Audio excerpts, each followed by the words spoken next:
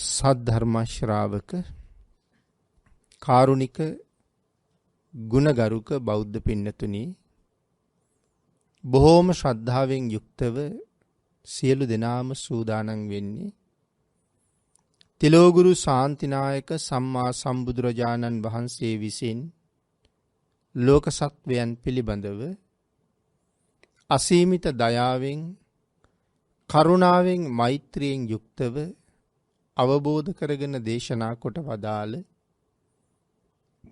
පරම ගම්බීර වූ ශ්‍රී සද්ධර්ම රත්නයෙන් බොහෝම පුංචි කොටසක් දේශනා කරවගෙන ධර්ම ගෞරවය පෙරදරි කරගෙන දේශනාගත ධර්මයේ ශ්‍රවණය කරන්නත් ධර්ම ශ්‍රවණය කිරීමෙන් ලැබෙන අවවාද අනුශාසනා තම තමන්ගේ ජීවිතවලට එකතු කරගෙන වඩාත් නිවැරදි මෙලව ජීවිතයක් සකස් කරගන්නත් නිවැරදි වුණ මෙලව ජීවිතයක් තුළින් සුගතිගාමී වූ පරලොව ආයති භවයකින් සැනසෙන්නත් අවසානයේ ප්‍රාර්ථනා කරන බෝධියෙන් සැප සහිත ප්‍රතිපදාවෙන් ඊ타ම ඉක්මන් භවයක උතුම් චතුරාර්ය සත්‍ය ධර්මය අවබෝධ කරගෙන මේ සංසාරෙන් එතර වීමේ බලාපොරොත්තු ඇතුව ඒ උතුම් බලාපොරොත්තු එලෙසින්ම මුදුන්පත් කර ගැනීම සඳහා භාග්‍යතුන් වහන්සේ දේශනා කළේ මනාව මහත් වූ බලාපොරොත්තුවක් ඇතුව ධර්ම ශ්‍රවණය කරන්න කියලා. ඒ මහත් වූ බලාපොරොත්තුව තමයි මේ ධර්ම දේශනාව ශ්‍රවණය කරන අතරතුරදීම මාගේ පංච නීවරණ ධර්මයන් යටපත් වේවා. සප්ත බෝධ්‍යාංග ආදී ධර්මයන් වැඩි දියුණු වේවා. මේ දේශනාව අතරතුරදීම මට උතුම් මාර්ගයක් ඵලයක් අවබෝධ වේවා කියන සිතින් යුක්තවම ධර්ම ශ්‍රවණය කරන්න කියන එක. අපි මේ බලාපොරොත්තුව මුදුන්පත් කර ගැනීම වෙනුවෙන් මනාව ධර්ම ශ්‍රවණය කරමු. පින්නතුනි, අද ධර්මදේශනාවේ මාතෘකාව හැටියට මම යොදා ගන්න කල්පනා කළේ අපේ භාග්‍යතුන් වහන්සේ දේශනා කොට වදාළ බොහොම වටින සූත්‍ර දේශනාවක්. මේ අසිබන්ධක ගාමිනීට දේශනා කරපු සූත්‍රය. මේ දේශනාව හඳුන්වලා තියෙන අසිබන්ධක සූත්‍රය කියලා. බුදුරජාණන් වහන්සේ විවේකීව වැඩ ඉන්න වෙලාවක ගාමිණී බුදුරජාණන් වහන්සේ මුණ ගැහිලා බුදුරජාණන් වහන්සේගෙන් ප්‍රශ්නයක් අහනවා. ගාමිණී ජීවත් වෙන්නේ පච්චා භූමිය කියලා සඳහන් කරනවා. ඒතර පච්චා භූමිය තියෙන්නේ මේ පච්චා භූමිය කියලා කියන්නේ බටහිර ප්‍රදේශ කියන එකයි. බටහිර ප්‍රදේශයේ තමයි ගාමිණී ජීවත් වෙන්නේ. ඉතින් මේ ප්‍රදේශයේ වැඩිපුරම ජීවත් වෙන්නේ බ්‍රාහ්මණයෝ. ගාමිණී තාම බෞද්ධයෙක් බවට පත් වෙලා නැහැ. ඒ වුණාට ගාමිණී හරි ඥානවන්තයි. මේ තමන් ජීවත් වෙන ප්‍රදේශයේ ගාමිණී නිතර නිතර දකින සිදුවීමක් තියෙනවා. මේ බ්‍රාහ්මණවරු හැමදාම දවසකට දෙපාරක් ගඟට බැහැලා නානවා. ඒ නානකේ බලාපොරොත්තුව තමයි කුණු ඉවත් කරගන්න, පිරිසිදු වෙන්න, හොඳ අය වෙන්න. හැබැයි සම්මාදිට්ඨිය නැහැ. ඒ නානකොට උපුල් මල්, නෙළුම් මල් මේ වාගේ මල් වර්ග වලින් මාල හදාගෙන මාල පළඳිනවා. මේගොල්ලෝ සීතල වතුරෙන් නාලා ගොඩට එනකොට ප්‍රදේශයේ ඉන්න මිනිස්සු ගිහිල්ලා ආරාධනාවක් කරනවා, බ්‍රාහ්මණතුමනි, අපේ අම්මා මරණයටපත් වුණා. නැත්නම් අපේ ඥාතියා මරණයටපත් වුණා. ඒ අය වෙනුවෙන් යහපතක් කරන්න ඕනේ. ඒ හින්දා අපිට යාගයක් කරලා දෙන්න කියලා. යාග භූමිය ඒ ළඟ තියෙනවා. යාග භූමියේ නොඑක් වටින තෙල් වර්ග, ඊටාම වටින ධාන්‍ය වර්ග, කඳු වගේ කඳු ගණන් ගොඩ ගහලා තියෙන්නේ. ගිනි මැල දල්වලයි තියෙන්නේ. දැන් අපි දානයක් දෙනකොට දම්පැන් පිළියෙල කරගෙන අසුන් පනවගෙන සංඝයා වඩිනකන් බලාගෙන ඉන්නවා වගේ මේ අය ධාන්‍ය කඳු ගොඩ ගහගෙන වටිනා තෙල් වර්ග ගෙනත් තියාගෙන ගිනි මැල දල්වගෙන බ්‍රාහ්මණවරු වෙනකන් බලාගෙන ඉන්නවා. බ්‍රාහ්මණවරු ඇවිල්ලා අර ධාන්‍ය කන්දෙන් ධාන්‍ය අරගෙන අර ගින්නට හලනවා. ඒවා දුම් දදා පිලිස්සෙනවා. ඒ පිලිස්සෙන වෙලාවට මේගොල්ලෝ ස්තෝත්‍ර කියා මේ ගිනිගොඩ වටේ ප්‍රදක්ෂිනා කරනවා. අර ධාන්‍ය ටික දැවෙනකොට ආය ධාන්‍ය දානවා. ඒක දැවෙනකොට ආය දානවා. ඒ වගේම අර වටිනා තෙල්, තල තෙල්, ගිතෙල් මේ වගේ තෙල් වර්ග අර ගින්නටම නමනවා. ස්තෝත්‍ර කියා මේ ගිනිගොඩ ප්‍රදක්ෂිනා කරලා අන්තිමට අර පිරිසට කියනවා දැන් හරි. ඔබේ නමින් මියගිය ඥාතියා දැන් බඹලොව ඉපදුනා. මේ පූජාවේ ආනුභාවය නිසා දැන් බඹලොව ඉපදුනා. ඉතින් මිනිසුන්ට හරි විශ්වාසයි, ගොඩාක් සතුටුයි. ඒ විතරකුත් නෙමෙයි. දැන් අපෙත් සිරිතක් තියෙනවනේ. මරණාසන්න වෙලා ලෙඩ වෙච්ච කෙනෙක් ගෙදර ඉන්නකොට භික්ෂුන් වහන්සේලා වැඩමවලා පිරිත් කියලා පිරිකර පූජා කරලා ඒගොල්ලන්ට අර භික්ෂුන් වහන්සේලා දකින්න අවස්ථාව හදලා හිතේ සතුට ඇති කරන වැඩ අපිත් කරනවනේ. දැන් ඒ වගේ මේ බ්‍රාහ්මණයොත් අර වයස්ගත වයෝවෘද්ධ අය ඉන්න නිවෙස් වලට මේ බ්‍රාහ්මණවරු එක්ක ගිහිල්ලා එතකොට මේ බ්‍රාහ්මණවරු අර ලෙඩාගේ ඇඳ වටේට ප්‍රදක්ෂිනා කර ස්තෝත්‍ර කියනවා. ඉතින් සෑහෙන වෙලාවක් එහෙම කරලා ගෙදර අයට කියනවා දැන් හරි. බය වෙන්න දෙයක් නැහැ. මෙයා මැරිච්ච ගමන් උපදින්නේ බඹලොව කියලා. ඉතින් එහෙනම් ඉතින් දුක් වෙන්න බය වෙන්න දෙයක් නැහැනේ. ඉතින් ඒ අයට ඒවා බොහොම විශ්වාසයි. හැබැයි ගාමිනීට අවිශ්වාසයි. ගාමිනී කල්පනා කරනවා මේක මට නම් පිළිගන්න බෑ. මං කාගෙද්ද මේක හරියට මහලා දැනගන්නේ. ගාමිනීට මතක් වෙනවා බුදුරජාණන් වහන්සේ. ගාමිනී යනවා භාග්‍යතුන් වහන්සේගෙන් මේක අහන්න. ඒ ගාමිනී බුදුරජාණන් වහන්සේ හොයාගෙන එන කාලේ භාග්‍යතුන් වහන්සේ නාලන්දා කියන ප්‍රදේශයේ තමයි මේ වෙලාවේ වැඩ ඉන්නේ. හැබැයි නාලන්දාවේ ඉඳලා භාග්‍යතුන් වහන්සේ මේ නාලන්දාවේ තියෙන පාවාරික කියලා අඹ උයනක් තියෙනවා. ඔය අඹ උයනට වැඩලා දැන් මේ වෙලාවේ ඉන්නේ විවේකීව අඹ උයනේ. ගාමිනීට එතනදී තමයි බුදුරජාණන් වහන්සේ මුණ ගැහෙන්නේ. ගාමිනී බුදුරජාණන් වහන්සේට වැඳලා එකත් පස්සෙක වාඩි වුණාම බුදුරජාණන් වහන්සේ ගාමිනීත් එක්ක ටිකක් ආගිය තොරතුරු කතා කරනවා. එහෙම කතා කරලා ඉන්නකොට ගාමිනී ආපු කාරණාව භාග්‍යතුන් වහන්සේට කියනවා. ස්වාමීනි මං ජීවත් වෙන්නේ පච්චා භූමියේ. මෙහි ඉන්නේ වැඩිපුර බ්‍රාහ්මණවරු. කෙනෙක් මිය ගියහම ඒගොල්ලෝ මෙන්න මෙහෙම යාග හෝම කරලා මියගිය ඥාතියාගේ මව්පියන්ට නැත්තම් ඥාතීන්ට කියනවා ඒ මියගිය නෑය දැන් බඹලොව ඉපදුනා කියලා. ගෙවල් වල වයසක අය ඉන්න තැන් වලට ගිහිල්ලා ස්තෝත්‍ර කියලා ඒ අයට කියනවා බය වෙන්න එපා. මෙයා දැන් මරණයත් එක්කම බඹලොව උපදිනවා කියලා. ස්වාමීනි මට නම් විශ්වාස නැහැ. මම මේක පිළිගන්නෙත් නැහැ. ස්වාමීනි මේක මෙහෙම වෙන්න පුළුවන්ද? මං ඒක දැනගෙන යන්න ආවි කියලා. අපේ බුදුරජාණන් වහන්සේ ගාමිනීගේ ප්‍රශ්නට උත්තර දුන්නේ නැහැ. ඒ වෙලාවේ උත්තර දුන්නේ නැහැ. ගාමිනීට කියනවා ගාමිනී මම ඔබෙන් ප්‍රශ්නයක් අහනවා. ඔබට පුළුවන් හැටියට මට උත්තරයක් දෙන්න කියලා. ගාමිනී කියනවා හොඳයි ස්වාමීනි. අපේ බුදුරජාණන් වහන්සේ ගාමිනීගෙන් අහනවා ගාමිනී පිරිසක් එකතු වෙලා කළු ගලක් පෙරල ගෙනල්ලා වතුර වලකට දානවා.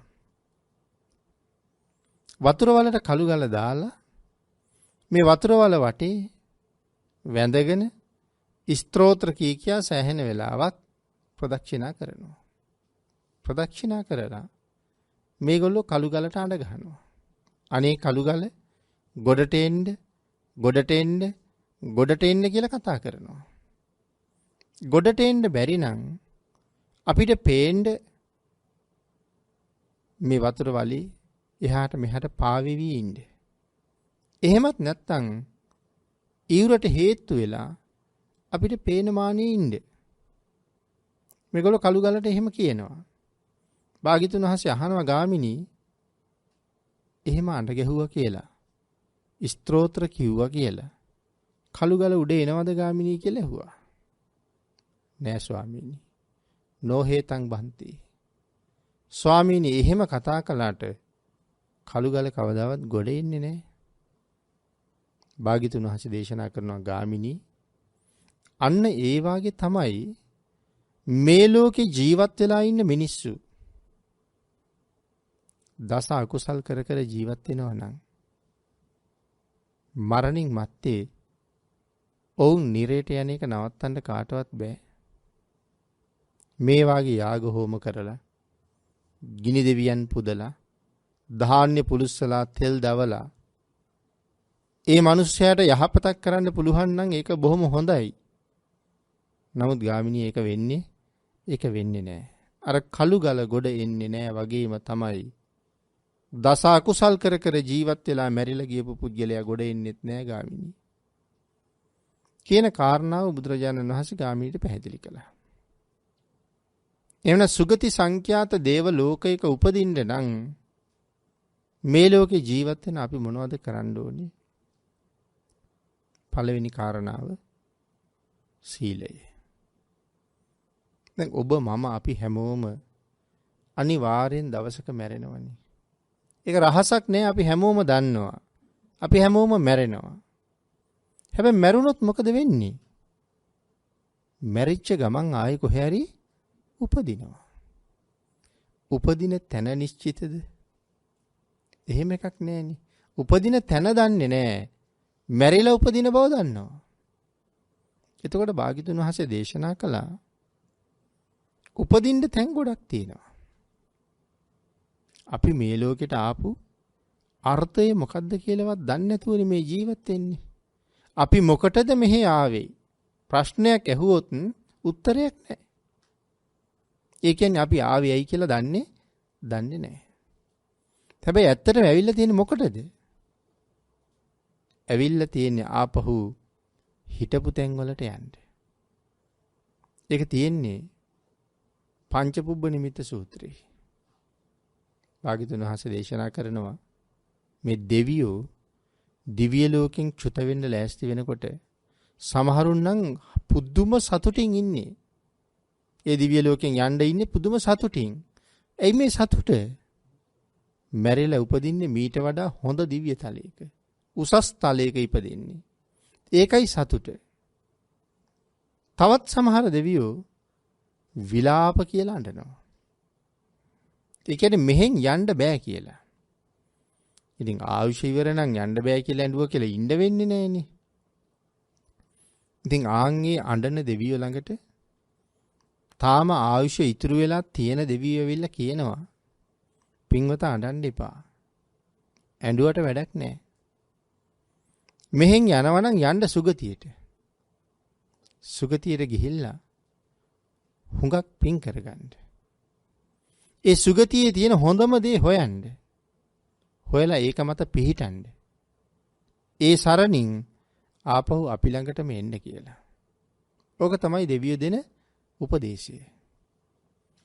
ඉතින් භාග්‍යතුන් වහන්සේ මේ දේශනාව පැහැදිලි කරනකොට ඥානවන්ත භික්ෂුවක් නැගිටලා අහනවා ස්වාමීනි දෙවියෝ සුගතියට යනවා කියලා කොහෙද යන්නේ කියලා.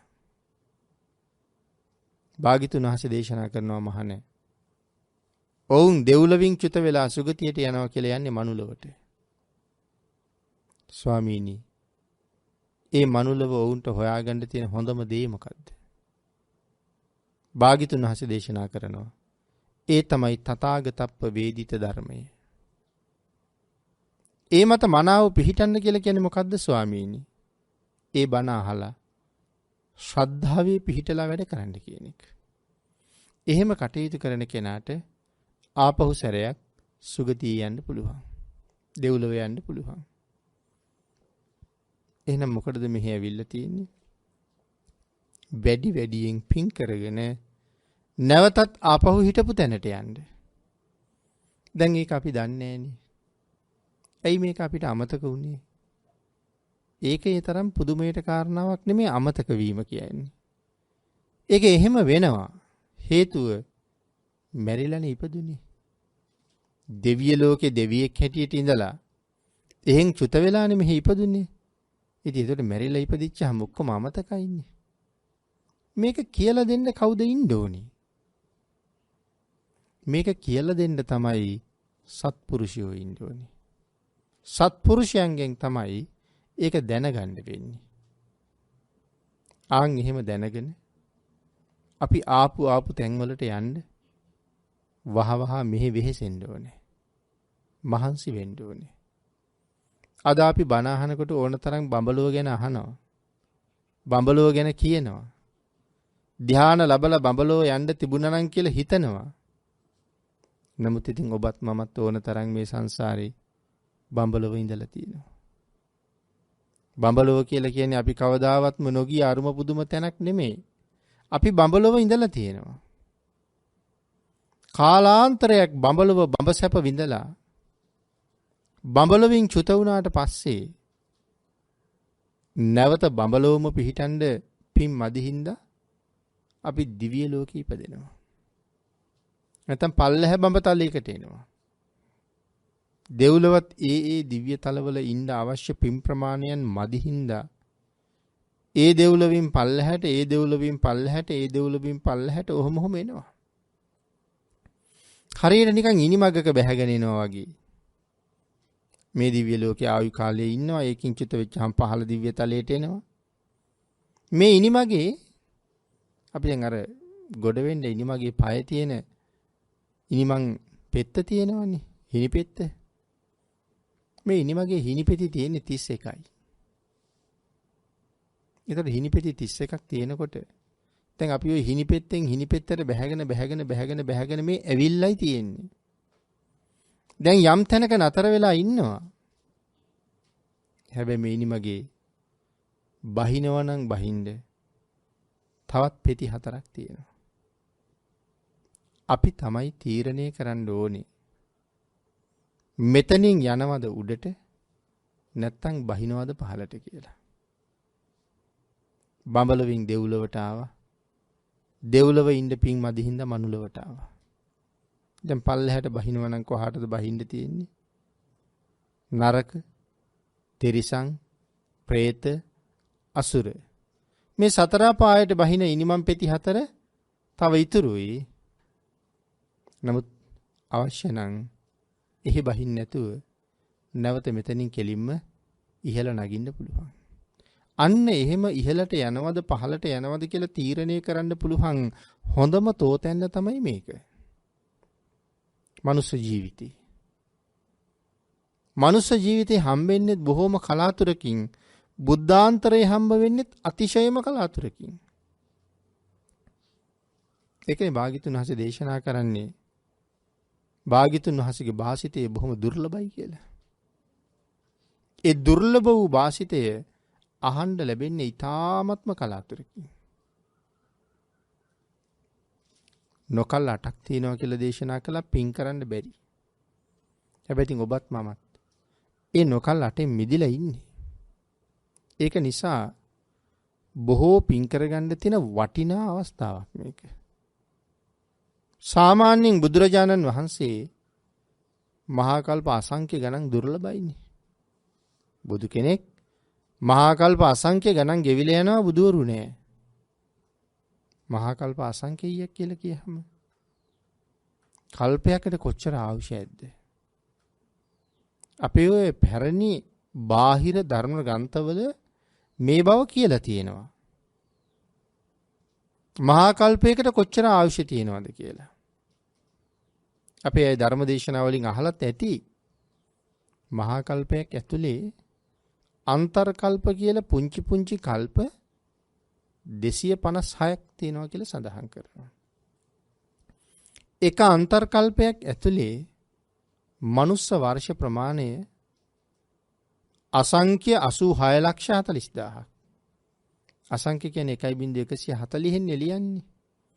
එතකොට 1.140 ඒවා 86,40,000ක් මනුස්ස වර්ෂයෙන් ආවුෂයි මේ ඒකාන්තර්කල්පයකට. එතකොට මහා කල්පයේ ඇතුලේ එවන් අන්තර්කල්ප 256ක් තියෙනවා. දැන් තේරෙනවද මහා කල්පයේ එතකොට කොච්චර ආයුෂද කියලා? එවන් මහා කල්ප අසංඛ්‍ය ගණන් ගෙවෙනවා ලෝකෙට බුදුවරු පහළ වෙන්නේ නෑ. ඒකටයි කියන්නේ බුද්ධ ශූන්‍යයි කියලා. ඒ යුගය කොහොම අඳුරු ඇද්ද? නමුත් අපි බුද්ධ ශූන්‍ය කාලවල වන තරම් හිටියා. සංසාරී ඉදිරියටත් එහෙම කාලා අපට මුණ ගැහෙන්න බැරිද? ඕන තරම්. මේ කාලේ හොඳට පින්කම් කරලා ප්‍රාර්ථනා කරන්න. නිවන් දක්නා ಜಾති දක්වා සම්මාදිට්ඨික වන්නෙම්වා. නිවන් දක්නා ಜಾති දක්වා නිර්මල පර්යාප්තියම වැටහේවා. නිවන් දක්නා ಜಾති දක්වා කල්යාණ මිත්‍රයන්ගේ ඇසුර ලැබේවා. අබුද්ධෝත්පාද කාලයක ඉපදුනත් පසේ බුදුරජාණන් වහන්සේලාගේ විශේෂ අනුකම්පාවට ගෝචර වේවා. නිවන් දක්නා ಜಾති දක්වා උපදින හැම භවයක්ම සම්මාදිට්ඨික වේවා. එදාට පාපයට යන්නේ නැහැ. පසේ බුදුරජාණන් වහන්සේලාගේ අනුකම්පාව හින්දා හැම වෙලාවෙම පිහිට වෙනවා. දැන් සංක බ්‍රාහ්මණතුමාට මේ කල්යාණ මිත්‍රයන්ගේ ඇසුර මොන තරම් වටිනවද සසර ගමනට. ඒකනේ සඳහන් කළේ යම් වරදක් මගේ පෙන්නනවා නම් යම් කෙනෙක් ඔහු හැබැවින්ම කල්යාණ මිත්‍රයෙක්. ඒකනේ දේශනා කළේ නිදී නංව පවත්තාරං යම් පස්සේ වජ්‍ය දස්සිනං නිග්ගයිහ වාදින් මේදාවී තාදිසං පණ්ඩිතම් වජේ කියලා. වරද දැක්ක ගමන් අපට චෝදනා කරනවා නම් යම් කෙනෙක් ඒ පණ්ඩිතෙක්. නිග්ගයිහ වාදින් මේදාවී නිග්‍රහ කරනව නුව නැත්තා. වරද දැක්කහම නිග්‍රහ කරනවා. හැබැයි ඔහුත් එක්ක අමනාප වෙන්න එපා කියලා කියන්නේ. මගේ වරද පෙන්නපු කෙනා නිදහනයක් පෙන්නපු කෙනෙක් වගේ බලන්න. ඔහු දිහා නිදීනංව පවත්තාරං කිව්වේ ඒකයි. මොකද මට අපායෙන් මිදෙන පාරනේ මේ පෙන්වන්නේ. ඔහු නිදහනයක් පෙන්වුවා වගේ දකින්න. නිග්ගයිහ වාදින් වේදාවි. නුවණැත්ත නිග්‍රහ කරනවා. වරද දැක්කාම. සාරිපුත්තයන් වහන්සේට විශේෂ වරප්‍රසාදයක් තිබ්බනි. චෝදකෝ. චෝදනා කරනවා. කාටද චෝදනා කරන්නේ? වැරදි කරුවන්ට. දැන් අපි නම් කාගේ හරි වරදක් දැක්කහම අපි හිතනවනේ මේක පස්සේ කියන්නම් කියලා. පස්සේ වෙලාවක මං එයාට වරද ගැන කියනවා. මේ වාගේ අපි හිතන වෙලාවල් තියෙනවනේ. සරියුත් මහරහතන් වහන්සේ එහෙම නැහැ. දැන් දැක්කද වරද දැන් කියනවා. වරද කියලා ඉවර වුණාට පස්සේ ආයෙ උන්වහන්සේ ළඟ ඊ පුජ්‍යලයක කිසි අමනාපයක් මුකුත් නැහැ. වරද දැක්ක ගමන් වරද කියනවා. ඒක උන්වහන්සේගේ හැටි. ඒ නිසා අපිටත් කියනවා වරදක් දැක්ක ගමන්ම පෙන්වන්න කියලා. මොකද ඒක පස්සේ කියලා දෙන්න හිටියාම එක්ක වැරදි කාර්යය මැරෙන්න පුළුවන් නැත්නම් කියලා දෙන්න කලින් මම මැරෙන්න පුළුවන්. මම මැරුණොත් ආයෙ කවදාවත් ඒ වරද උහුට පෙන්වන්න කෙනෙක් නෑනේ. එහෙනම් හොඳම දේ තමයි ඍජු වෙන එක. මගෙත් එක තරහ වෙන්න පුළුවන්. නමුත් මම ඔහුට යහපතක් නේ කරලා තියෙන්නේ. කවදා හරි ඒක එයා තේරුම් ගනි. වරද පෙන්වන්න. දැන් භාග්‍යතුන් වහන්සේත් වරද දැක්කහම වරද පෙන්වනවා. එහෙනම් භාග්‍යතුන් වහන්සේ දේශනා කරනවා මහණෙනි මේ ලෝකේ පරම්පරා ගානක් මෙතන කියන හත්මුතු පරම්පරාවක් කියලා. සතුටු කර කර ඉපදිච්ච අය. ඒ අයට සත්පුරුෂෝ හම්බ වුණේ නැත්තම් මරණින් මත්තේ අනිවාර්යෙන් නිරේ කියලා. පරම්පරා ගණනක් සතුටු කරව ඉපදිච්ච අය සත්පුරුෂයන්ගේ අභාවය නිසා නිරේටම යනවා. එතකොට කවුද මේ පරම්පරා ගානක් සතුටු කරලා ඉපදිච්ච කෙනා? ඒ පින්නතුනි බණ අහන ඔබ අපි ඔක්කොම එහෙම තමයි. අපේ අම්මා ගැබිනියක් වෙනකොට කිරියම්මට කොච්චර සතුටුද? කිරියත්තට කොච්චර සතුටුද? අම්මගේ නෑදෑයන්ට කොච්චර සතුටුද? ඒ වගේ අම්මගේ පරපුරේ ඈතට සතුටු වෙන්නේ නැද්ද? මගේ දුව, මගේ මිනිබිරි මේ විදිහට කල්පනා කර. තාත්තගේ පාර්ශවයයි සතුටු වෙන්නේ නැද්ද? අම්මගේ පාර්ශවයයි තාත්තගේ පාර්ශවයයි දෙපාර්ශ්වයම සතුටින් බලාගෙන ඉන්නකොට මේ ලෝකේ එළියට ආපු කෙනානේ අපි. එතකොට දෙපිරිසක් සතුටු කරව මෙලවට ආපු අය අපි. භාග්‍යතුන් වහන්සේ දේශනා කරනවා කල්යාණ මිත්‍රයෝ හම්බ වුණේ නැත්තම් ගාමිණී යවුන් ඔක්කොම නිරේට කියලා. එහෙනම් කල්යාණ මිත්‍රයා අපිට හම්බ වෙන මුල්ම කල්යාණ මිත්‍රයා අම්මා. ඒ වගේම තාත්තා. මේ ලෝකේ අපිට මුණ ගැහෙන හොඳම කල්යාණ මිත්‍රයා බුදුරජාණන් වහන්සේ. අන්න ඒක නිසා තමයි මව්පියන්ගෙන් දරුවන්ට ඉෂ්ට වෙන්න ඕන යුතුයකම් පහක් තියෙනවා. ඒ යුතුයකම් පහ මව්පියෝ හරියට කරාම දරුවෝ මව්පියන්ට යුතුයකම් පහකින් සංග්‍රහ කරනවා. මොන සූත්‍රයේද තියෙන්නේ? සිඟාලෝවාද සූත්‍රය.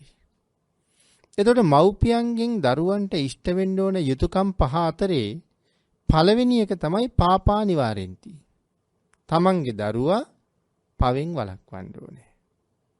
කල්යාණේ නිවේසෙන්ති. ඇසුරු කරන්නේ සත්පුරුෂයෝද කියලා නිතර විමසන්න ඕනේ. තුන්වෙනි කාරණාව සිප්පං සික්ඛාපෙන්ති. දරුවට හොඳට උගන්වන්න ඕනේ. ඉතින් මට හිතෙන්නේ මේ කාලේ පළවෙනි කාරණා දෙකම අපේ ජීවිතෙන් මැකිලා ගිහිල්ලා. මේ භාග්‍යතුන් වහන්සේ දේශනා කරන්නේ දරුවා පවෙන් වළක්වන්න කියලා. දරුවා කවදා මැරෙයිද දන්නෙත් නැහැ. ඔබ මම කවදා මැරෙයිද දන්නෙත් නැහැ. නමුත් මේ ලෝකෙට ආවේ පෙර පින් නිසානේ. ඒ නිසා කෙසේ හෝ ඒ දරුවා පවෙන් වළක්වන්න ඕනේ. පවට අවස්ථාව දරුවට නොදෙන්නම ඕනේ. නමුත් ඉතින් අපි එච්චරම සැලකිල්ලක් නැහැ. පාපය ගැන නොදන්න නිසා, නිරය ගැන නොදන්න නිසා, කර්මයේ කර්මඵලයේ විශ්වාස නොකරන නිසා අපි ඒ තරම් සැලකිල්ලක් දක්වන්නේ. අපි කියමු පුංචි ළමයි සත්තු මරන්න හරි කැමතියි. අම්මා වැඩක් කර ඉන්න ගමන් ළමයා මොකක් හරි අරගෙන මොනවට හරි ගහනව ඇහෙනවා. හැබැයි අම්මා දන්නවා ළඟින් ගෙම්බෙක් හරි, කැරපොත්තෙක් හරි, කූඹියෙක් හරි යනවා ඇති මේ ඌට තමයි ගහන්නේ කියලා. නමුත් අම්මා ඇවිල්ලා ඒක නවත්තයිද?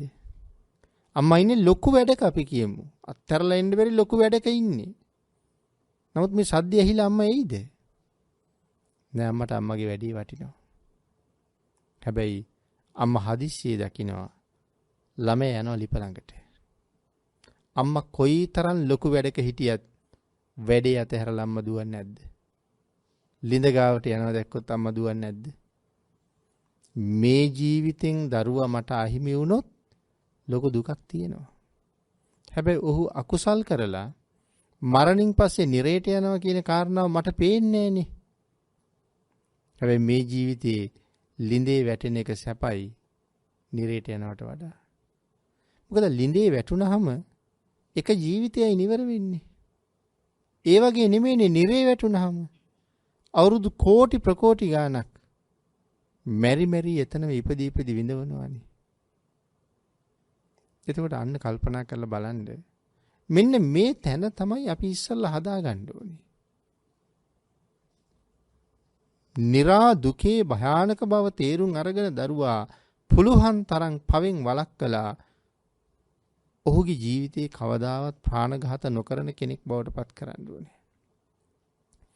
ඔහු පවට බය වෙලා ඒක නතර කෙරුවහම කවදා හරි දවසක ඔහුගේ දරුවන්ටත් ඔහු පව් කරන්න දෙන්නේ නැහැ. එහෙම පරපුරක් හැදුනහම තමයි පාපයෙන් ඈත් වෙන පරපුරක් හැදෙන්නේ. ධර්මපාල ජාතකයේ හුඟක් දෙනා දන්නවා. දිසාපාමොක් ආචාර්යවරයාගේ පුතා මැරිලා ධර්මපාල කුමාරයාට ආරංචි වෙච්චාම කියන මන්නම් පිළිගන්නේ නැහැ. මොකද අපේ පරපුරේ කවුරුවත් අකාලේ මැරෙන්නේ නැහැ. අන්තිමට ඉතින් දිසාපාමොක් ආචාර්යවරයා ගෙන්නලා ඇහුවා සඳහන් කළා නෑ අපේ පරපුරේ මැරෙන්නේ නැහැ එහෙම. ආචාර්යවරයා කල්පනා කළානේ මෙතන තියෙන්න ඕනේ මොකක් හෝ රහසක්. ඒක මම හොයන්නම් කියලා ධර්මපාල කුමාරයාට කිව්වේ නෑ ඔබේ ගෙදර යනවා කියලා. ශිෂ්‍ය පිරිස බාර දුන්නා ධර්මපාල කුමාරයාට. මං එනකම් මේගොල්ලෝ බලා ගන්න. වෙන අතවැසියෙකුත් එක්ක එළුවෙකුගේ ඇටකොටු ටිකකුත් මල්ලක දාගෙන ධර්මපාල ගමේ ධර්මපාල නිවස හොයාගෙන ගියහම ඒ ගෙදරින් බොහොම සැලකිලි සත්කාර ලැබුණා. ටිකක් වෙලා කතා බහ කරලා ධර්මපාලතුමා බොහොම හිමීට කියනවා බ්‍රාහ්මණතුමනි කලබල වෙන්න එපා. දුක් වෙන්නත් එපා. මේ සංසාරේ අනිත්‍යයි. ස්ථිර පැවැත්මක් මොකේවත් නැහැ. මේ ආදී වශයෙන් නොයෙක් දේවල් කියලා හිත හදලා කියනවා ධර්මපාල කුමාරයා මැරුණා. අකාලේ මැරුණා කියලා. නමුත් ධර්මපාල බ්‍රාහ්මණතුමා කියනවා වෙන්න බෑ. මොහු නොයෙක් හේතු දක්වලා කියන මැරුණා. ධර්මපාල බ්‍රාහ්මණට hina ගියා. hina යනකොට ගුරුවරයා අහනවා ඇයි hina වෙන්නේ? විශ්වාස නැද්ද? අරගත්ත අර තමන්ගේ මල්ල. දැන් අර ඇටකොටු එකින් එක අරගෙන මේසෙ උඩ තියලා කියනවා මේ බලන්න මම හිතුවා ඔබ පිළිගන්නේ නැති වෙයි කියලා. නමුත් මම සාක්ෂි අරන් ආවා. ඇටකොටු දැක්කහම මේ ගෙදර දාසියොත් hina වෙන්න ගත්තා. අපේ පරපුරේ කෙනෙක් කවදාවත් අකාලේ මිය යන්න හේතුවක් නැහැ. මොකද්ද මේකට හේතුව? කාලාන්තරයක් තිස්සේ ප්‍රාණඝාතයෙන් වැළකීලා ජීවත් වුණේ. ආන් එකේ ප්‍රතිඵලයක් හැටියට අකාලේ නම් මැරෙන්නේ නැහැ කවදාවත්. ඉතින් මේ වාගේ භාග්‍යතුන් වහන්සේ දේශනා කළා හැම කෙනෙක්ම සත්පුරුෂ වෙන්න ඕනේ. ගුණය තුල පිහිටවන්න ඕනේ. යම් අම්මා කෙනෙක් යම් තාත්තා කෙනෙක් තමන්ගේ දරුවා මේ පංච සීල ශික්ෂා පදයේ මත හික්මවන්නේ නැත්තම් ඔහු පවෙන් ඈත් කරන්නේ නැත්තම් ඒ අම්මට මේ ධර්මයේ තුල අම්මා කියලා කියන්නේ නැති තරම්. ඒ අම්මට කවුරු කියලාද කියලා තියෙන්නේ? හැතිරි කියලා. ඒ අම්මට කියන්නේ හැතිරි. ඒ තාත්තට කියන්නේ හතුරා කියලා. මහා බ්‍රහ්ම කියන නම කියලා නෑ. ඇයි ඒකට හේතුව? නිකන් හිතන්න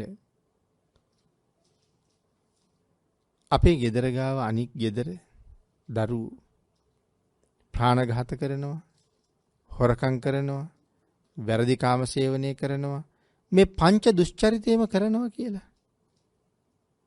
එතකොට දැන් ඔවුන් කොයි වෙලාවේ අපේ ගෙදරට පැනලා මොනවා හරි හොරකම් කරගනී කියලා අපි බය නෙමෙයිද ඉන්නේ? අසල්වැසියෝ ඉන්නේ බය නෙමෙයිද? දැන් මේ හොරු දෙන්නෙක් හොරෙක් හමාරක් ගමේ ඉන්නකොට ප්‍රදේශයේ ඉන්න ඔක්කොම ඉන්නේ බයෙන්නේ. තමන්ගේ සම්පත් ආරක්ෂා කරගන්න. එතකොට දැන් ඒ මවයි ඒ පියයි හදාපු දරුවා නිසා මුළු ගමටම වෙලා තියෙන කරදරයක්නේ.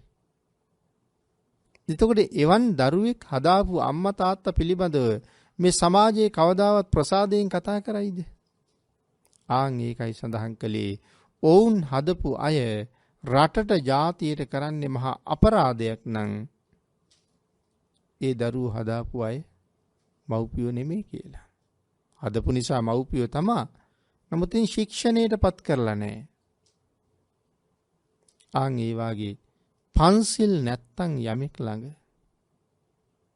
ඒ පුද්ගලයා රටයි ජාතියයි ආගමයි තුනම වනසනවා කියලා තියෙනවා. ඉතින් ඒවට උදාහරණ නම් ඕන තරම් කියන්න පුළුවන්. පන්සිල් නැති වුනහම කොහොමද මේ ආයතන තුන වෙනසෙන්නේ කියලා. රටේ ගෞරවේ විනාශ වෙනවා. දැන් නිකන් මෙහෙම හිතන්නකෝ. ගෞරවේ විනාශ වෙන තව ඕන තරම් තියෙනවා. නමුත් උදාහරණයක් හැටියට මෙහෙම කිව්වොත් දැන් අපි සමහර රටකට යන්න හිතාගෙන බලපත්‍රයක් ඉල්ලහම අපිට මේ බලපත්‍රය දෙන්න අපෙන් ප්‍රශ්න කීයක් අහනවද? අපිට ප්‍රශ්න කීයකට මුහුණ දෙන්න වෙනවද? අපි සතු වත්කම් කොච්චර පෙන්වන්න ඕනේද? ඒව සත්‍ය බව කොච්චර තහවුරු කරන්න ඕනේද? ඇයි මේගොල්ලෝ මෙච්චර දේවල් හොයන්නේ අපෙන්? මොහු මේ රටට ආවට පස්සේ මේ රටේ නවතින්න නැතුව ආපහු යනවා කියන එක තහවුරු කරගන්න. ඒ සියල්ලම තහවුරු කරලත් ඔවුන්ට සතුටු වුණොත් විතරයි අපිට බලපත්‍රයක් හම්බෙන්නේ. නැත්තම් ඒත් හම්බෙන්නේ නැහැ. එතකොට ඇයි එහෙම වෙලා තියෙන්නේ? දැන් ලෝකේ හැම රටටම එහෙම අහන්නේ නැහනේ. හැම රටින්ම අහන්නේ නැහැ එහෙම. සමහර රටවල් වලින් විතරයි එහෙම අහන්නේ. ඇයි ඒ රටවල් වල මිනිස්සු ගිහිල්ලා අර රටවල් වල හැංගිලා ඉඳගෙන නොයේක් පහත් පන්තියේ වැඩ කර කර ඒ රටේ ගෞරවය විනාශ කරන නිසා. නීති විරෝධීව ඉන්නවා, නීති විරෝධීව වැඩ කරනවා. එතකොට යම් රටකින් නම් වැඩි පිරිසක් එහෙම කරලා තියෙන්නේ ඒ රටේ අය නීත්‍යානුකූලව එන්න හැදුවත් සැකයි. එතකොට රටේ ගෞරවය නෙමෙයිද විනාශ වෙන්නේ? හොරකම් කරන්න ගිහිල්ලා වංචා කරන්න ගිහිල්ලා විනාශ කරලා තින්නේ රටේ ගෞරවය. එතකොට ජාතිය සිංහල කියලා කියන්නේ මොනතරම් ශ්‍රේෂ්ඨ ජාතියක්ද? මේ ලෝකේ ශාක්‍යයන්ට විතරක් දෙවෙනි වෙන ජාතියක් සිංහල කියන්නේ. ලෝකේ උසස්ම ජාතිය ශාක්‍යයනේ. ශාක්‍යයන්ට දෙවෙනි වෙන ජාතියක් සිංහල. ලෝකේ අජානීය පුරුෂයෝ උපදින්නේ කපිලවස්තුවේ විතරයි. අපි දන්නේ අජානීය අශ්වය ගැන විතරනේ. නමුත් සීහ සූත්‍රයේ තියෙනවා අජානීයෝ 5 දෙනෙක් ගැන. අජානීය අශ්ව, අජානීය හත්ති, අජානීය වෘෂභ, අජානීය සිංහ, අජානීය පුරුෂය. එතකොට අජානීය පුරුෂයෝ උපදින්නේ කපිලවස්තුවේ. කපිලවස්තුව හදන්නේ මේකටනේ. මේ රාජකුමාරවරු නගරයක් හදන්න යනකොට කුමාරිකාවොත් එක්ක කපිල කියන ඍෂිවරයා හම්බ වෙනවා කැලේදී. ඍෂිවරයා අහනවා කොහෙද යන්නේ? ස්වාමිනී නගරයක් හදාගන්න යනවා අපිට. කපිල ඍෂිවරයා කියනවා නගරයක් හදනවා නම් හදන්න හොඳම තැන මෙතන. ඕගොල්ලෝ හදනවා නම් ඕගොල්ලන්ගේ නුවර මෙතන හදන්න. මොකද්ද මෙතන තියෙන විශේෂත්වය? කපිල ඍෂිවරයා කියනවා මෙතන මැඩියෙක් උපන්නොත් නාගයෙකුට වඩා ශක්තිමත්. මෙතන මුවෙක් උපන්නොත් කොටියෙකුට වඩා ශක්තිමත්. ඒ හින්දා මෙතන උපදින දරුවෝ මේ ලෝකේ අසහාය ශක්තිවන්තයෝ. ඒ නිසා ඔයගොල්ලන්ගේ නුවර මෙතන හදන්න. ඒගොල්ලෝ නුවර එතන හදලා කපිල කියන ඍෂිවරයාට ගෞරව කරලා නුවරට නම තියෙනවා කපිල වස්තුපුරයි කියලා. කපිල වස්තුවේ විතරයි අජානීයව පහළ වෙන්නේ. ඉතින් ඒතකොට කවුද අජානීය පුරුෂය? ඉතින් ලෝකේ පහළ වෙච්ච හොඳම අජානීය පුරුෂයා භාග්‍යතුන් වහන්සේ. ඉතින් මේ ශාසනයේ 80 මහා ශ්‍රාවකයන් වහන්සේලා හැම කෙනෙක්ම වගේ ඇත්තු ගණනාවක ශක්තිය දරපු අය. මේ කපිල වස්තුවේ ඇරුණාම අජානීයව පහළ වෙන තවත් රටක් තිබුණා නම් මේ පුංචි රට විතරනේ. ඔබේ මගේ මුතුන් මිත්තොත් අජානීයම තමයි. නන්දි මිත්‍ර යෝධයාගේ ශක්තිය මිනිස්සු කෝටි 100කට වඩා වැඩි කියලා කියන්නේ. ඒ උපෝසත කුලයේ ඇතෙක් ඔසවලා බිමා ඉන්න තරම් ශක්තිය තිබ්බා. ඉතින් යතාට වඩා ශක්තිමත් උපෝසත කුලයේ ඇතෙක් මිනිස්සු කෝටි 100ක ශක්තිය දරනවා කියලා කියන්නේ. ඉතින් එහෙම ඇතෙක් ඔසවලා බිමා ඉන්න ශක්තිමත් නම් දොටුගැමුණු රජුරුවන්ගේ 11 මහ යෝධයෝ මේ අයත් මහ ශක්තිමත්. නමුත් නන්දි මිත්‍ර සියල්ලන් අභිභවනය කරන නිසා නන්දි මිත්‍රට කියන්නේ මහ යෝධයා කියලා. ඉතින් එහෙම ශක්තිය තිබුණ අය වෙන කොහෙ පහළ වුණාද? ඒ වාගේ ශ්‍රේෂ්ඨ රටක්. අනිත් එක ශාක්‍ය වංශයට නෑකම් කියන රටක්නේ සිංහල කියලා කියන්නේ. ශාක්‍ය වංශයට නෑකම් කියන ජාතියක් සිංහල කියන්නේ. ඒකට අපි කොහොමද ශාක්‍ය වංශයන්ට ලේ ඥාතිත්වයක් දරන්නේ? අග්‍ර උපස්ථායක ආනන්දයන් වහන්සේගේ නැගණිය විවාහ කරගන්නේ අපේ රටේ රජෙක්. ඒකට අපි කෙලින්ම ශාක්‍ය වංශයට ඍජු නෑකම් තියන අය. එතකොට අපි මොනතරම් අදීන ජාතියක්ද? අපි කොහොම හිතන්න ඕනේද? සර්වඥයන් වහන්සේට අපි ඥාති. අග්‍ර උපස්ථායක ආනන්දයන් වහන්සේට අපි ඥාති. රාහුල මහතෙරුන් වහන්සේට අපි ඥාති.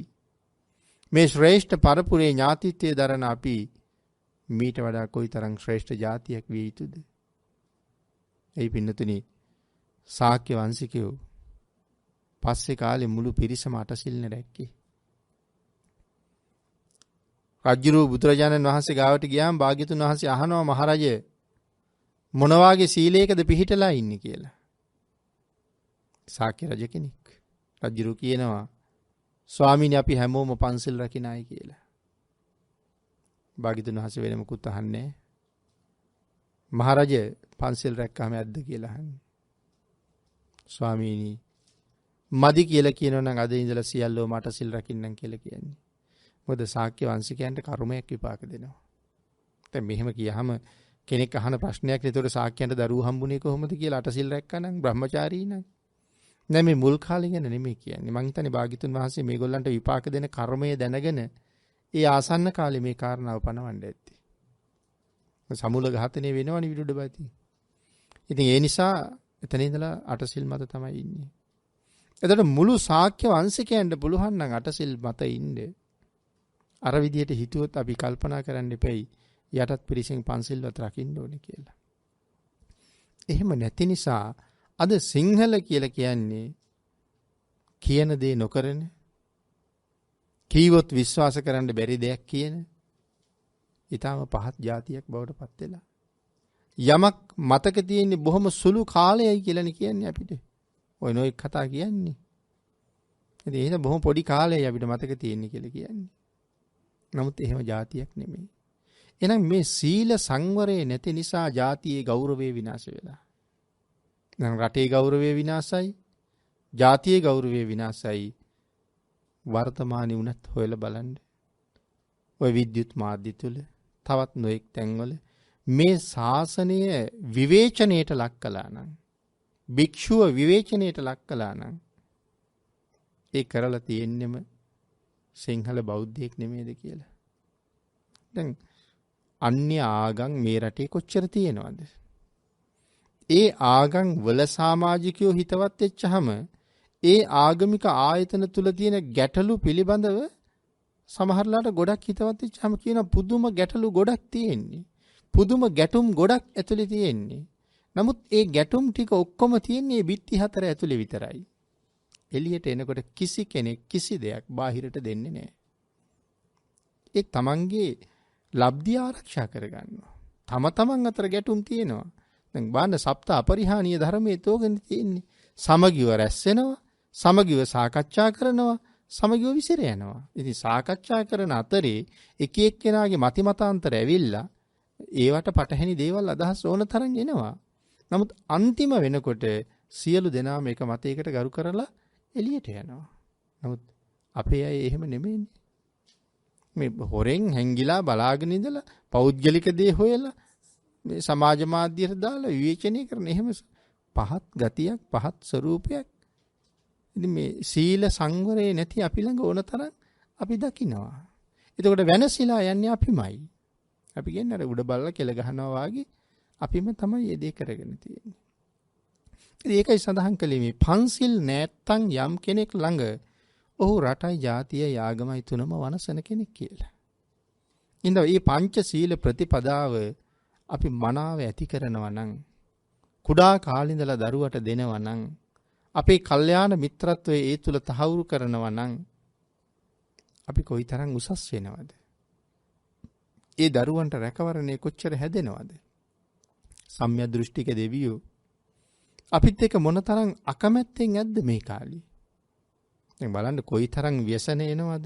මොනතරම් කරදර එනවද? අනාගතයට කොයිතරම් කරදර වලට අපිට මූණ පාන්න සිද්ධ වෙයිද? ඉතින් මෙතකොට අපි කියනවානේ මේ දෙවියන්ටවත් පේන්නේ නැද්ද මේක කියලා? පින්නතුනේ දෙවියන්ට හොඳටම මේක පේනවා. අයි පේන්නේ නැතුව නෑ. ඉතින් එතකොට ඊළඟට තියෙන ප්‍රශ්නේනේ ඇයි පේනවා නම් අනුකම්පා කරන්නේ නැත්තේ? ප්‍රශ්නේ තියෙන්නේ එතන නෙමෙයිනේ. අපිට මේ කරදර වෙන වෙලාව විතරක් නෙමෙයිනේ දෙවියන්ට පෙනුනේ. කරදරයක් නැති වෙලාවේ අපි කරපු පහත් වැඩ ඔක්කොම දෙවියෝ දැක්කානේ. ඉතින් එතකොට ආපහු රැකලා බේරුවොත් මේ මිනිස්සු ආපහු හොඳ වෙන්නේ නැහනේ. ඒ හින්දා ඉතින් සලකන්නේ නැහැ. දැන් අතීතයේ මිනිස්සු යලමහ දෙකම හොඳට වැඩ කළානේ. නමුත් මෑත කාලේ අපි දන්නවනේ දැන් සමහරට අපේ වැඩිහිටියෝ දන්නවා ඒගොල්ලන්ගේ කුඩා කාලේ හොඳට යලමහ වැඩ කරගත්තා. නමුත් මෑත කාලේ අපි දන්නවා අපිට එක කන්නක් හොඳට පැහුනොත් අඩුතරමේ කන්න 4ක්වත් පාළු වෙනවනේ. ඒ එක්කෝ වැස්සෙන් විනාශ කරනවා නැත්තම් නියගින් විනාශ කරනවා. මොකද මේ ಗುಣ නැති මිනිස්සුන්ට කන්න දෙකම ශස්ත්‍රීක වුණොත් වෙන්නේ හතුරන්ට ආයුධ දුන්නා වගේ වැඩ. සමෘද්ධමත් වෙන්න හොඳ වෙනව නෙමෙයිනේ. ඒ හින්දා උන්වහන්සේලා එහෙම බලන්නේ අපිට. සලකන්න හිතෙන්නේ නැහැ. සම්මාදිට්ඨික දෙවියෝ. අනිත් එක අපි මේ කාලේ සම්මාදිට්ඨික දෙවියන්ට සලකන ක්‍රමයකුත් නැහැ. අපි මේ මිත්‍යා දෘෂ්ටික දෙවියෝ පිටිපස්සේ යන සමාජයක් බවට පත් වෙලානේ තියෙන්නේ. ඉතින් සම්මාදිට්ඨික දෙවියන්ට බලන්නෙත් නැහැ. ඉතින් මේ වගේ ප්‍රශ්න ගොඩක් තියෙනවා. නමුත් රටේ භාගයක්වත් යටත් පිරිසෙන් පන්සිල්වත් රකින්න පටන් ගත්තොත් උන්වහන්සේලාගේ අනුකම්පාව ආපහු ලබා ගන්න පුළුවන්කම තියෙනවා. හැබැයි රටේ භාගයක්වත් වෙනස් වෙන්න වෙනවා. ඒක වෙයිද නැද්ද කියන කාරණාව අපිට තේරෙන්නේ නැහැ. ඉතින් අපි මේ ධහමෙන් ඈත් වෙන්න අපේ විනාශයමයි ලං වෙන්නේ. ඒ නිසා භාග්‍යතුන් වහන්සේ දේශනා කළේ යමෙක් දස අකුසල් කර නම් ජීවත් වෙන්නේ. ඒ පුද්ගලයා මරණයටපත් වෙනකොට ඔහු සුගතිගාමී කරන්න සමත් කෙනෙක් නැහැ. ඒක භාග්‍යතුන් වහන්සේට කරන්න පුළුවන්.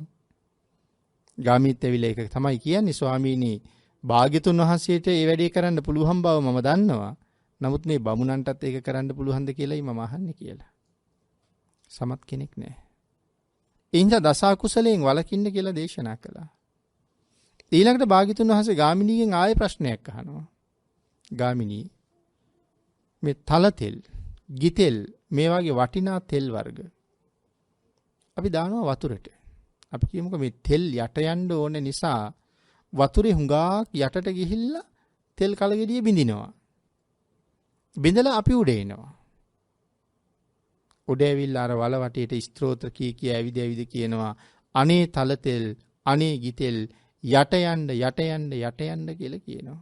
කළු ගලට කිව්ව උඩ එන්න කියලානේ. දැන් මේ තෙල් වලට කියනවා යට යන්න කියලා. අපි මොනතරම් ස්ත්‍රෝත්‍ර කීවත් තෙල් යට යනවද? තෙල් කීයටවත් යට යවන්න බෑ. හැබැයි තෙල් තිබුණ කලගෙඩියේ කටු ටික යටට යනවා. තෙල් ටික උඩට එනවා. මේ ජීවිතේ යහපත් ගුණධර්ම සහිතව ජීවත් වෙන අපි නිරයට තල්ලු කරන්න කාටවත් බෑනේ. කිසිම කෙනෙකුට අපි නිරයට දාන්න බෑ. අපි සතර පායට දාන්න බෑ. මොකද අපි සතර පායෙන් මිදෙන ප්‍රතිපදාව අනුගමනය කරලා තියෙන නිසා. කවදා හරි දවසක මම මැරිච්චාම මගෙත් කටු ටික මහ පොළවේ වලලන බව ඇත්ත. නමුත් ප්‍රතිපදාව රැකගත්ත හැම කෙනෙක්ම සුගතිගාමී වෙන එක නවත්තන්න බෑ. ප්‍රතිපදාව නැති මිනිස්සු දුගතිගාමී වෙන එක නවත්තන්නත් බෑ. ඉතින් භාග්‍යතුන් වහන්සේ මේ කාරණා දෙක පැහැදිලි කරලා ගාමිණීට සඳහන් කරනවා ගාමිණී කවුරු ස්ත්‍රෝත්‍ර කීවත් දස අකුසල් කර නම් ජීවත් උනේ ඒ ස්ත්‍රෝත්‍ර වලට බෑ ඔහු ඉහළට ගන්න.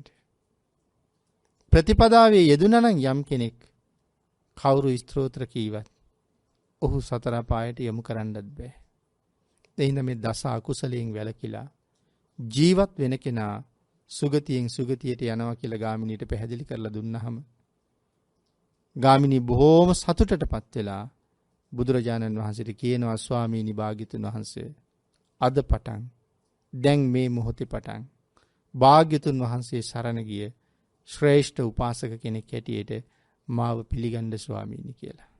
එදා ගාමිණී බෞද්ධයෙක් වෙලා ආපහු පච්චා භූමියට යනවා. ඉතින් එහෙනම් අපිට දෙන අවවාදේ මේ ලෝකේ ජීවත් වෙන ඔබ මම අපි හැමෝම දවසක මැරෙන්න ඉන්න අයනේ. එහෙනම් අපිටත් භාග්‍යතුන් වහන්සේ දේශනා කළේ සතර අපාය බොහොම භයානකයි. ගියොත් නිදහස් වෙන්න ක්‍රමයක් නෑ. අති දීර්ඝ කාලයක් දුක් විඳින්න ඕනේ. ඒ දුකෙන් අපිව බේරන්න තමයි බුදු කෙනෙක් ලෝකෙට පහළ වෙන්නේ. තමන් වහන්සේට පෞද්ගලිකව ලබන්න තිබිච්ච නිවන අත්හැරියා එකවරක් නෙමෙයි. සුමේද තාපසතුමා විතරක් නෙමෙයිනේ තමන්ගේ නිවන අත්හැරියේ. මේ මහා කල්ප අසංඛ්‍ය 4,00,000ක පාරමිතා පුරාගෙන එනකොට උන්වහන්සේට තනියම නිවන් දකින්න ලැබිච්ච අවස්ථා කෝටි ප්‍රකෝටි ගාණක්. ඒ සියල්ලම අත්හැරියේ ඔබ හින්දා මම හින්දා. අපි එහෙමයි හිතන්න ඕනේ. ඒකට හොඳට දැනෙන්නේ අපිට. මම හින්දා ඊයේ ඔක්කොම අත්හැරියේ. ඇස් ඉස්මස්ලේ දන් දුන්නේ වෙන කවුරුවත් නිසා නෙමෙයි මම හින්දා. ශාන්තිවාදී තාපසතුමා කොට කෑල්ලක් වගේ වෙනකන් අතපය කන් නාස් ඔක්කොම කපලා දාලා පපුවටත් පයින් ගහලා ගියේ කලාබු රජුරු. ඒ දුක කොච්චර වින්දාද? කස පාරවල් 500ක්. ඒ කසේට ගහපුවාම මස් එනවා කසේට. ඉතින් එහෙම කස පාරවල් 500ක් කසෙන් ගහලා පාද කපලා අත් කපලා ලෙයින් නෑවිලා ලාකඩ කොටයක් වගේ රතුම රතු පාට. උඹේ ශාන්තිය මෙතනද තියෙන්නේ කියලා අන්තිමට පපුවටත් පයින් ගහලා යන්නේ. රජුරු තාපසතුමාගේ ඇස් පේන මානෙන් විතරයි යන්නේ. ඉතින් යනවත් එක්කම මේ මහ පොළොව මේ පව්කාරයා මගේ ඇඟ උඩ තියාගන්න මං තවත් කැමති නෑ කියනවා වගේ වහාම මහ පොළොව විවෘත කරලා ඔහු අවීචිය දක්වා මැදලා දැම්මා.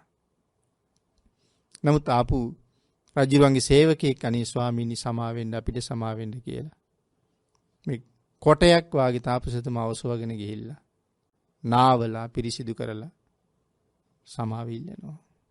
ඉතින් පස්සේ සඳහන් කරනවා වෙන කවුරුවත් නෙමෙයි එදත් ශාන්තිවාදී ඔසවගෙන ගිහිල්ලා පිරිසිදු කරලා නාවලා බෙහෙත් ගැල්ලුවේ මෙදා සාරිපුත්‍රයන් වහන්සේමයි කියලා. ඉතින් ඒ වගේ නිමක් නැති මහ දුක්ඛන්දරාවල් වින්දේ ඔබයි මමයි ඔය අපායට යන්නේකින් බේරගන්නනේ. ඉතින් ඒ තරම් අපි වෙනුවෙන් කැපකිරීම කරපු තවත් කෙනෙක් මේ සංසාරේ නැහැනේ. ඉතින් එවන් වූ භාග්‍යතුන් වහන්සේ මෙහෙම අවවාද අපට කරලා තියෙන වෙලාවේ ඒ අවවාදයට තවත් පිටුපානවා කියලා කියන්නේ අපි හැමෝම බුදුරජාණන් වහන්සේගේ අකීකරු ශ්‍රාවකයෝ. අකීකරු ශ්‍රාවකයාට අකීකරු ශිෂ්‍යයාට ගුරුවරයා ඒ තරම් සලකන්නේ නැහෙනි. ඉතින් භාග්‍යතුන් වහන්සේගේ කරුණාව අපිට ලැබෙන්න අපි කීකරුද කියලා අපි අපෙන් අහලා බලන්න ඕනේ. අම්මා තාත්තා වුණත් කීකරු දරුවටනේ වැඩියෙන් සලකන්නේ. ඉතින් මේ 100ට එකක් දෙකක් කීකරු වුණාට වැඩක් නැහැ. 100%ක්ම කීකරු වෙන්න ඕනේ. ඉතින් අඩුමතර මේ පංචශීල ප්‍රතිපදාවවත් අපි ගාව නැතිකොට ඉතින් භාග්‍යතුන් වහන්සේගේ සරණත් අපිට හම්බ වෙයිද කියලා අපිට ආපහු හිතන්න සිද්ධ වෙනවා. එහෙනම් අපිට එහෙම වුණොත් වෙනස් වෙන්න වෙනවා සෑහෙන්න. හැබැයි ඒ වෙනස කරන්න පුළුවන් වුණොත් මේ තියෙන බාහිර සමාජීය වදුරු වලින් අපිට බේරෙන්නත් තියෙන ඉඩකඩ බොහොම වැඩි. මොකද සම්‍යක් දෘෂ්ටිකයන්ගේ සරණ, සම්‍යක් දෘෂ්ටිකයන්ගේ ඇල්ම බැල්ම වැඩි වැඩියෙන් අපිට ලැබෙන්න පටන් ගන්න නිසා. මෙතන වරද තියෙන්නේ අපි ඇති. ඒ නිසා ඒ ටික නිවැරදි කරගෙන භාග්‍යතුන් වහන්සේට කීකරු වෙච්ච ශ්‍රාවක පිරිසක් බවට පත් වෙන්න පුළුවන් වුණොත්, බුදුන් සරණ ගියපු ශ්‍රේෂ්ඨ උපාසක පිරිසක් බවට පත් වෙන්න පුළුවන් වුණොත්, මෙලවත් සුවපත් කරගෙන පරලෝ සුගතිගාමි කරගෙන ප්‍රාර්ථනීය බෝධියෙන් ඒ අමා මහ නිවනින් සැනසීම දක්වා යන්න අපිට මේ ජීවිතේ මේ ශාසනයේ මහත් උපකාරයක් තියෙනවා. එනිසා භාග්‍යතුන් වහන්සේගේ සරණ පිහිට ආරක්ෂාව ලබාගෙන සංසාර දුකෙන් අත මිදෙන්න අපි සියලු දෙනාටම තුනුරුවන්ගේ ආශිර්වාදය වැඩි වැඩියෙන් ලැබේවා කියලා අපි ප්‍රාර්ථනා කරමු.